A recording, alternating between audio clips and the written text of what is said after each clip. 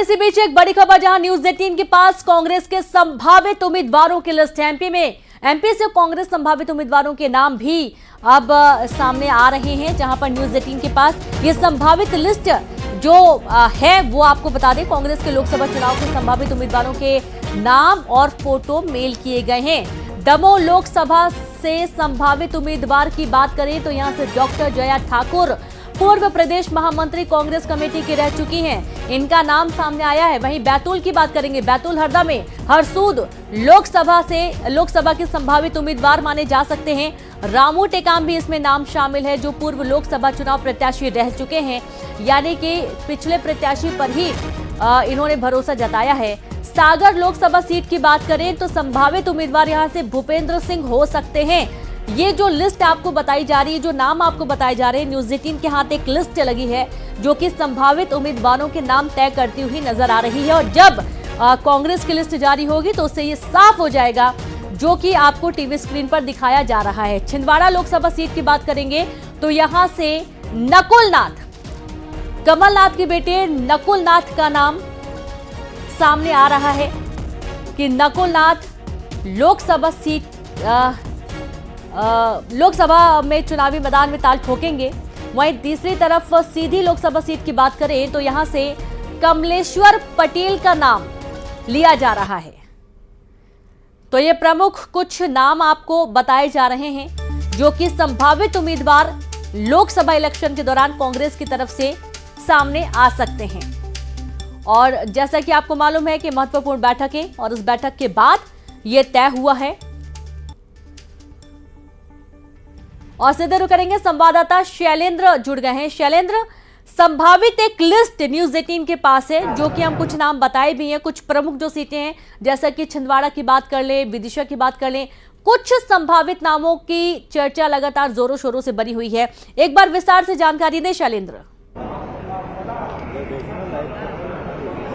देखिए, बिल्कुल कांग्रेस भी अब जिस तरह बीजेपी ने सूची अपनी जारी करके चौकाया, आचार संहिता लगने के पहले ही, चुनाव की तारीखों के ऐलान के पहले ही जिस तरह बीजेपी की सूची आई, उसी तरह कांग्रेस की भी रणनीति है कि जल्दी से जल्दी प्रत्याशियों के नाम का ऐलान करे। और इसीलिए जो प्रदेश कांग्रेस है उसने अपनी स्क्रीनिंग कमेटी की बैठक के बाद सभी प्रमुख प्रत्याशियों के संभावित जो प्रत्याशी के 2 से 3 नाम के पैनल बनाए थे और उस पैनल को लेकर चर्चा हो चुकी है। अगर हम बताएं तो जैसे कि दमोह लोकसभा से डॉक्टर जया ठाकुर का नाम सबसे आगे है कांग्रेस की लिस्ट में। वैसे ही सागर से भूपेंद्र सिंह है, उसी तरह छिंदवाड़ा से नकुलनाथ ही वापस टिकट, एकमात्र मध्य प्रदेश में 29 में से एकमात्र छिंदवाड़ा सीट थी जो कांग्रेस ने पिछले चुनाव में जीती थी, तो वहां नकुलनाथ सांसद है और कमलनाथ के बेटे, उन्हें वापस से एक बार फिर से मौका दिया जाना तय है। इसके अलावा अगर नरसिंहपुर की बात की जाए तो पूर्व विधायक जो संजय शर्मा चुनाव हार गए थे, उन्हें मौका मिलता हुआ दिखता है। यहाँ पर शहडोल से फुंदेलाल मरको, मंडला से नारायण सिंह पट्टा का नाम है। इसी तरह अगर बालाघाट की बात की जाए तो विधायक हिना कांवरे सबसे मजबूत चेहरा और सिंगल इनका नाम का पैनल है। इसी तरह अगर विदिशा जो रायसेन सीट है वह अनुपमा आचार्य है, ये विंग कमांडर है, इनका नाम सबसे ऊपर चल रहा है। दतिया से विधायक फूल सिंह बरैया को लड़ाया जा सकता है। इसी तरह रतलाम से जो रतलाम झाबुआ सीट है, आदिवासी सीट है, बड़ी आदिवासी अंचल की सबसे बड़ी सीट है मध्य प्रदेश में, यहां से पूर्व मंत्री प्रदेश अध्यक्ष भी रहे कांतिलाल भूरिया, उन्हें वापस से मौका दिया जा सकता है। कांतिलाल भूरिया के बेटे विक्रांत भूरिया भी इसी विधानसभा चुनाव में जीत कर आए विधायक हैं, तो एक उनका नाम ज्यादा मजबूती से है। इसी तरह देवास से सज्जन सिंह वर्मा का लड़ना तय है। सज्जन सिंह वर्मा बड़ा चेहरा है, अभी विधानसभा हालांकि चुनाव हार गए थे। वैसे ही खंडवा से अरुण यादव, खंडवा लोकसभा सीट से वो पहले भी सांसद रहे, एक बार फिर अरुण यादव को मौका दिया जा रहा है। इस तरह की पूरी कांग्रेस में तैयारी है। भोपाल की बात करें तो यहाँ पर श्याम सुंदर श्रीवास्तव रिटायर्ड अफसर है, इनका नाम लिस्ट में सबसे आगे है।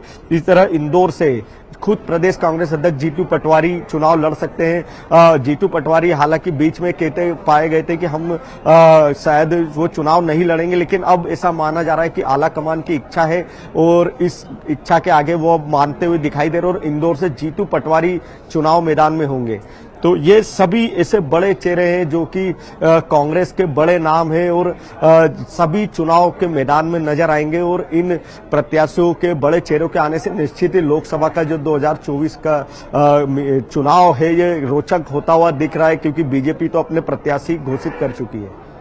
जी बिल्कुल, बीजेपी तो अपने प्रत्याशी घोषित कर चुकी है और कांग्रेस के लिए भी ये बहुत महत्वपूर्ण हो जाता है कि समय पर प्रत्याशी अगर घोषित हो जाएंगे तो तैयारी करने का तमाम प्रत्याशियों को मौका मिल जाएगा। ये जो संभावित नाम आप बता रहे हैं शैलेंद्र, जाहिर सी बात है कि न्यूज 18 ने जब जब कोई खबर दिखाई वो पुख्ता होती हुई साबित हुई और जाहिर सी बात है कि ये खबर भी पुख्ता होती हुई नजर आएगी। लेकिन हम कुछ प्रमुख सीटों का भी जिक्र करेंगे, जैसे नकुल नाथ की बात करें कि छिंदवाड़ा से वो चुनावी मैदान में होंगे, भोपाल की जैसे आपने जिक्र किया, तो ये किस आधार पर ये चयन हो सकता है या चयन किया गया होगा? देखिए, जैसे कि भोपाल की हम बात करें तो यहाँ पर आप सबसे बड़ा कर्मचारी वर्ग है, तो इसीलिए श्याम सुंदर श्रीवास्तव पर पार्टी भरोसा कर रही है।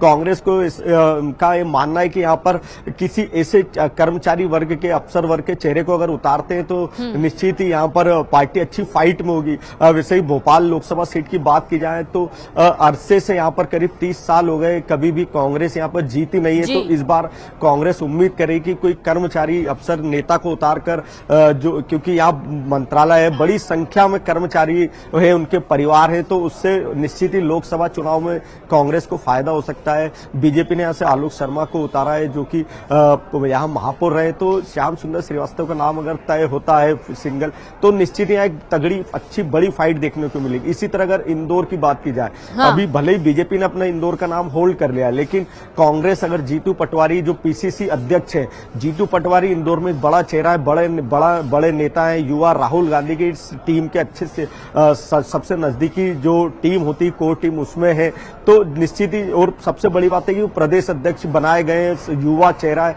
तो इंदौर में अगर पटवारी चुनाव लड़ते हैं तो एक तगड़ी फाइट होगी। जीतू पटवारी का अपने एक समाज में भी अच्छा होल्ड है, ओबीसी के बड़े नेता हैं, तो ये एक बड़ी फाइट यहाँ पर होती हुई दिखाई देगी। अभी बीजेपी का चेहरा जरूर सामने आना बाकी है, लेकिन बीजेपी का माना जा रहा है कि कोई महिला उम्मीदवार मैदान में हो सकती है, तो निश्चित ही पटवारी और संभावित प्रत्याशी के बीच इंदौर में एक बड़ी फाइट होगी।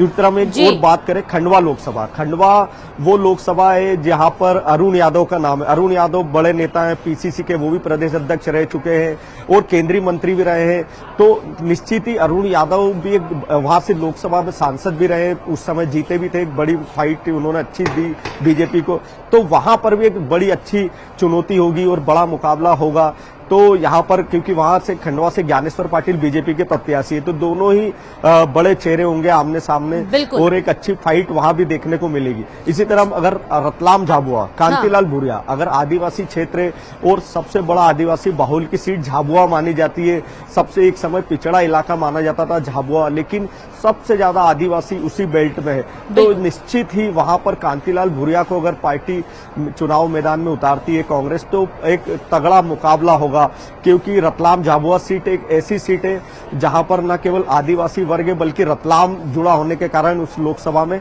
व्यापारी शहरी वर्ग भी काफी ज्यादा है, तो यहाँ पर एक अच्छा मुकाबला इसलिए हो सकता है। बीजेपी ने भी यहाँ पर परिवारवाद की गाइडलाइन को दरकिनार करके जो वन मंत्री है वहां से नागर सिंह चौहान, जो अभी मोहन यादव कैबिनेट में है, जो उनकी पत्नी को यहाँ पर अनीता चौहान को मुकाबले में उतारा है, तो निश्चित ही यहाँ पर अनीता चौहान और कांतिलाल भूरिया अगर आमने सामने होंगे तो एक तगड़ी फाइट देखने को मिलेगी। इस सीट को वैसे भी अगर सर्वे की बात की जाए तो कहीं ना कहीं बीजेपी के सर्वे में भी थोड़ा कमजोर बताया गया था, और बीजेपी के कांग्रेस के सर्वे में भी ये आया है कि यहाँ पर कांतिलाल भूरिया अगर चुनाव लड़ते हैं तो कड़ी फाइट होगी और वो सीट निकाल सकते हैं, तो बड़ा एक रोचक मुकाबला यहाँ होगा।